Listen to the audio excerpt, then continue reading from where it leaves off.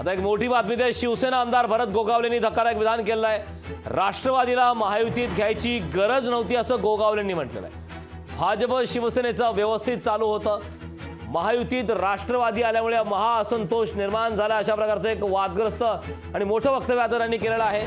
राज्यात शिवसेना भाजप युतीचे सरकार व्यवस्थित सुरू असताना राष्ट्रवादी काँग्रेसला सोबत घ्यायची गरज नव्हती असं धक्कादायक विधान शिवसेना शिंदे गटाचे महाडचे आमदार भरत गोगावले यांनी केलंय। राष्ट्रवादीला सोबत घेतल्याने अडचण होत असल्याची कबुली गोगावले यांनी दिली। दोन्हींचे सरकार व्यवस्थित चालत होते, पण काही राजकीय गणिते करून त्यांना सोबत घेतलंय। आता सोबत घेतलंय तर बरोबरीने वागवणे गरजेचं आहे असं देखील त्यांनी म्हटलं।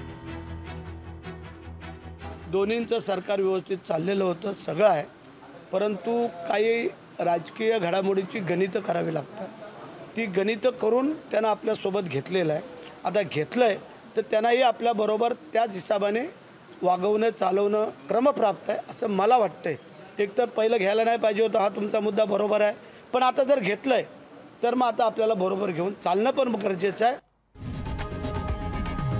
लोकशाही मराठी ऐका, पहा, जागरूक रहा।